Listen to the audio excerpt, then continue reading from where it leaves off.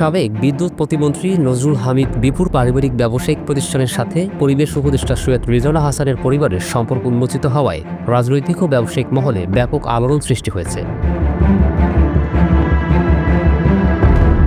ভারতীয় গণমাধ্যম the front page, Bangladeshi গণমাধ্যম দ্য ডেইলি সানের বরাত দিয়ে উপদেষ্টা রিজওয়ানা চৌধুরীর পরিবার ও আওয়ামী লীগের পলাতক নেতা বিপুর পরিবারের মধ্যে ব্যবসায়িক সম্পর্ক থাকার বিষয়টি জনসম্মুখে নিয়ে এসেছে।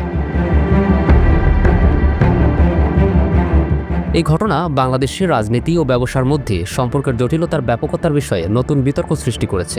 বিশেষ করে অন্তর্বর্তী সরকারের একজন উপদেষ্টার পরিবারের সাথে পূর্ববর্তী সরকারের দুর্নীতিবাজ নেতার ব্যবসায়িক সম্পর্কের বিষয়টি গুরুতর প্রশ্ন উত্থাপন করেছে। সাংবাদিক Zulkar nine Saher the front পেজের সংবাদটি তার ব্যক্তিগত ফেসবুক পোস্টে শেয়ার করে লিখেছেন, এটা সাম্প্রতিক সময়ের ঘটনা নয়, ঘটনাটি 2021 সালের। তবে তার বক্তব্য স্পষ্ট যে ঘটনার সত্যতা না থাকলে তিনি বিষয়টি জনসম্মুখে আনতেন না।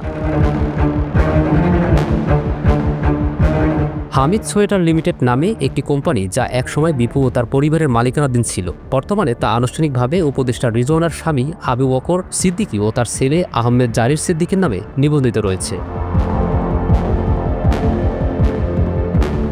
বিপু বর্তমানে পলাতক রয়েছেন এবং ভারতেই অবস্থান করছেন বলে দাবি করছে একাধিক সূত্র। তিনি তার সম্পদ বিক্রি করে অর্থ বিদেশে পাচারের চেষ্টা করছেন বলেও জানা যায়। গুলশান ও মাদানী অ্যাভিনিউতে তার বিশাল জমি বিক্রির জন্য ক্রেতা খোঁজা হচ্ছে বলে জানিয়েছে একাধিক সূত্র।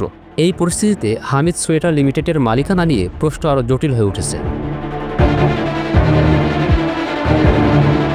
নথিপত্র অনুযায়ী বিপু নিজে 2012 সাল পর্যন্ত এই কোম্পানির শেয়ার হোল্ডার ছিলেন। তার ভাই ইন্তেখাবুল হামিদ ও ছেলে জারিফ হামিদ 2021 সাল পর্যন্ত মালিকানা ধরে রেখেছিলেন। পরবর্তীতে এই সকল শেয়ার সিদ্দিকী পরিবারের কাছে হস্তান্তর করা হয়। তবে হামিদ গ্রুপের অভ্যন্তরীণ সূত্রগুলো অভিযোগ করেছে যে এই হস্তান্তর নামমাত্র ছিল। তাদের দাবি, বিপুর পরিবার কার্যক্রম নিয়ন্ত্রণ অব্যাহত রেখেছে। এর প্রমাণস্বরূপ তারা বিজিএমইএ ও অন্যান্য বাণিজ্য তালিকার দিকে ইঙ্গিত করেছেন, যেখানে ইন্তেখাবুল এখনও ব্যবস্থাপনা পরিচালক হিসেবে তালিকাভুক্ত রয়েছে। হামিদ গ্রুপের ওয়েবসাইটেও 5 আগস্ট 2024 পর্যন্ত এই সোয়েটার কোম্পানিকে তাদের পোর্টফোলিওর অংশ হিসেবে উল্লেখ করা হয়েছিল। উপদেষ্টা রিজওয়ানার স্বামী আবু বকর সিদ্দিকী দীর্ঘদিন ধরে গার্মেন্টস ব্যবসার সাথে জড়িত। 2014 সালের ঘটনাবলী অনুযায়ী তিনি নারায়ণগঞ্জ ভিত্তিক হামিদ ফ্যাশনের ব্যবস্থাপনা পরিচালক হিসেবে কাজ করতেন, যেটি বিপুর মালিকানাধীন একটি পোশাক কারখানা। সেই সময় রিজওয়ানার পরিবেশগত আইনি লড়াইয়ের কারণে আবু বকর সিদ্দিকী অপহৃত হয়েছিলেন এবং 35 ঘণ্টা পর মুক্তি পেয়েছিলেন। এই ঘটনা প্রকাশের সময় দুর্নীতি দমন কমিশনের তদন্তে বিপুর ব্যাপক আর্থিক অনিয়মের চিত্র উঠে এসেছে। দুদক জানিয়েছে যে বিপুর নামে 98টি ব্যাংক অ্যাকাউন্টে 3181 কোটি টাকার সন্দেহজনক লেনদেন শনাক্ত করা হয়েছে। অন্য একটি তদন্তে আরও দাবি করা হয়েছে যে 2024 সালের আগস্ট থেকে 2025 সালের মার্চের মধ্যে প্রাক্তন এই পলাতক মন্ত্রী প্রায় 1000 কোটি টাকা বিদেশে পাচার করেছেন। নজরুল হামিদের পারিবারিক ব্যবসা হামিদ গ্রুপ 1958 সাল থেকে শুরু হয়েছে।